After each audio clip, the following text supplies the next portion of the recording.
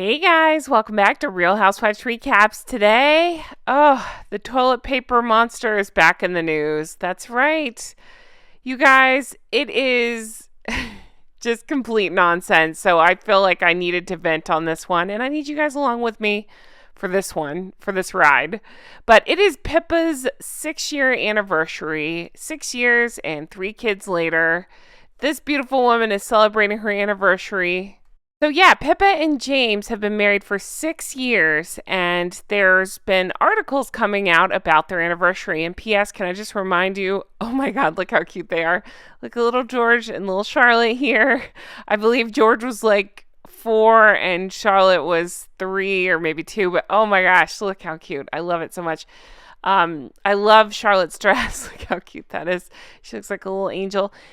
Anyway, so news is coming out about their anniversary, but how does this relate to Meghan? Oh, don't worry, she's making it about herself. What else is new? But don't worry, we won't let her. Look at this picture. I'm dying. I haven't looked at Pippa's wedding photos in a long time, so I was just looking at this, just saying, oh, look how cute. Oh my goodness, so cute. Okay, let's get into this article and what's going on. So the Daily Mail put this out saying her lace dress was stunning, but it was toddlers George and Charlotte who stole the show. How Pippa Middleton's big day unfolded 6 years ago today, and guest list drama involving dun dun dun Meghan Markle. So this article came out. We're going to break it down, but I'm going to go ahead and tell you it has to do with Meghan Markle and her mouthpiece / lapdog, Omid Scobie. They're putting out stupid things like this, trying to turn the attention back to Meghan. Something tells me they'll do anything to get the attention off that fake car chase stuff that's going around right now, but we'll see. So the article starts out by talking about the 2011 wedding, of course, Catherine and William, how Pippa became the world's most famous bridesmaid thanks to that sleek dress she wore. My God, who could forget that? 6 years later, it was Pippa Middleton. I don't know why I have trouble with that name. Pippa Middleton's turn to become a blushing bride when she tied the knot with hedge fund manager James Matthews. The couple married St. Mark's Church in Inglefield, West Berkshire, in May 20th, 2017. So now, as we know, 6 years later, they have 3 children. Arthur was born in 2018, followed by Grace in 2021, and their baby girl, Rose, was born last year. So here's Pippa and James looking, just gorgeous. I love her dress so much. I'll show you the back in a second. It had a very thoughtful cutout detail that I thought was really pretty, but I love the lace. I love the photos of this wedding. It seemed truly just a happy occasion.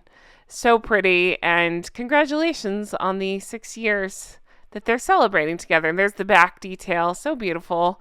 You can see Catherine there to the right. You can see, of course, their dad there to the left, and beautiful event. Look at the flowers, gorgeous. Okay, let's get into how Meghan's trying to insert herself into this and make it about her as per usual and what's going on there. Get ready to strain your eyes from rolling them so hard. Guest list drama with Meghan. According to the book Finding Freedom. Okay, pause. Just hearing those few words tells me it's total bullshit.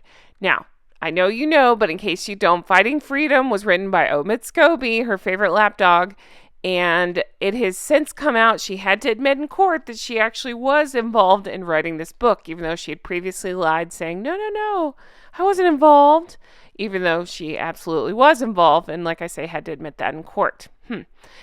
Convenient how they forget things like that, right? Oh, yeah, I forgot that I helped write this book. Anyway, okay, so written by Omid Scobie and Carolyn Duran. Both Pippa and her mother, Carol Middleton, harbored concerns that Meghan and Harry's presence might overshadow the ceremony.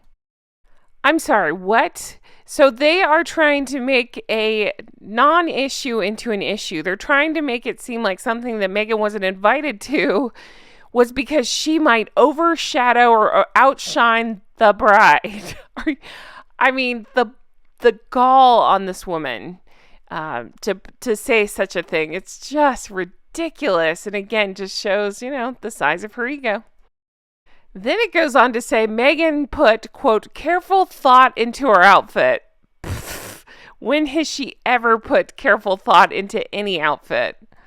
The day of the nuptials, a newspaper ran a cover story, quote, it's Meghan versus Pippa in the wedding of the rears. What?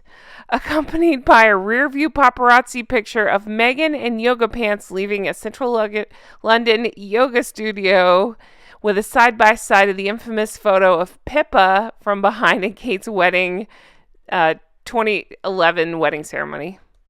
Now, I looked for this article, and I couldn't find it, so I don't know if it's been taken down or what. Doesn't matter.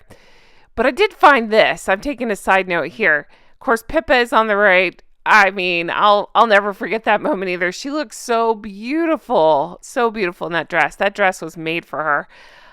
But Jessica Maroney on the left trying to have her own Pippa moment, failing spectacularly. This was at, of course, Meghan's wedding. She was,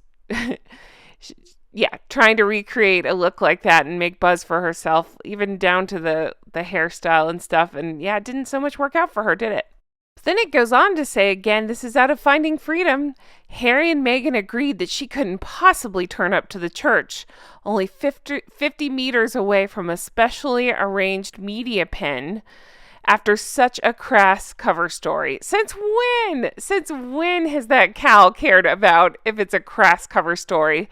Again, look at what's going on in the news right now. She loves that shit. I just think it's to make it about herself. She wanted to make her grand entrance later on and, I don't know, not sit through the quote-unquote boring bits of a wedding. She wanted to make it about her somehow, so she found a way to do it by arriving later. Then Meghan and Omid decide to come up with this idea. The authors say that Harry and Meghan then came up with a plan which saw them drive out to Berkshire on the day of the wedding. Meghan stayed in an Airbnb that a close friend and wedding guest had rented on her behalf, while Harry attended the church service in, again, that place. Meghan then did her own makeup and got dressed into a decidedly unflashy long black gown. Okay, tell me Meghan wrote this story without telling me Meghan wrote this story, right? So she's trying to, I guess, play a victim here, like, oh, I couldn't be included in the festivities because I would attract too much attention. The ego on this woman. I did my own makeup. And then goes into the detail of wearing a black dress. Now, I know rules are a little different here in America, but from what I've heard, that's a big no-no in England because she pulled this crap before at, now I can't remember whose wedding, some society wedding that she apparently acted like a spoiled brat at that I've talked about before. She wore black to that as well. And I got told by many people in the UK that that's just not something that's done. I just want to take this story in and really think about what she's saying here. She didn't want to sit through the wedding ceremony because she was afraid it would take too much attention away from the bride. I keep going back to the ego, but the narcissism on this woman to say something like that. It's not about you. It's not your day. And just think about this. She has a history of pouting and trying to make things about her, well, always, but especially on wedding days. I go back to Eugenie's wedding all the time and her making her pregnancy, I'm using quotation marks there, announcement at Eugenie's wedding. But yet at her own wedding, she was so afraid that Doria would steal even a second of focus from her that she dropped her off a few blocks before the church. Sorry, I can't say that without laughing. Before the church, so that way she could be photographed on her own. Just think about all that. So then the book goes on to say that Harry traveled back to the Airbnb to grab her, basically, and goes into the reception. They didn't want the couples to sit together, and so Harry and Meghan reunited near the dance floor where they spoke about their evening apart. They left around 2 a.m., where a protection officer drove them back to Kensington. What about the Airbnb? None of this story makes any sense. Anyway, forget Meghan. Let's just take a look at some beautiful photos from the wedding itself. God, they look gorgeous, don't they? And look at those cute little, do they call them page boys? Flower girls? I don't know. So cute. Beautiful picture of Catherine and Charlotte. I love it so much. I remember hearing that Catherine had recycled this dress because she actually didn't want any attention stolen from her sister on the day. She didn't want it to be about what she was wearing. The happy couple, they ended up going to Australia for their honeymoon. I love that detail. But anyway, beautiful wedding, beautiful event. Happy anniversary to them. Meghan Markle continues to suck, and so does Harry. So they can enjoy the misery of their own making. I really feel like they're just trying to get out any news right now they can to deflect from the train wreck that is that fake car chase that they put out there. So I feel like this is just all having to do with that. But even if it's not, just what an arrogant move. I get wrapped up in the narcissism of it all, trying to make it about them as per usual. Anyway, guys, as always, thank you so much for watching. I really appreciate it. I truly hope you have the best day. If you want to further support the show, I offer all kinds of merch. Make it make sense. Recollections may vary. This is a load of pants, still one of my favorite sayings. The other way to support the show is Patreon, patreon.com/Real Housewives Recaps. That's where we do bonus content, extra deep dive, stuff like that. So check that out. Patreon.com/Real Housewives Recaps. That's where you can become an executive producer and get your shout out. Speaking of which, I'm going to shout out my executive producers now. So huge thank you to Linda. Thank you, Melissa. Thank you to Paige. Huge thank you to Teresa. Thank you, Mary. Thank you, Amy. Thank you, Kay. Thank you, Shauna. Thank you, Brenda. Thank you, Aaron and Frank. Thank you, Kristen. Thank you, Ann M. Thank you, Amanda.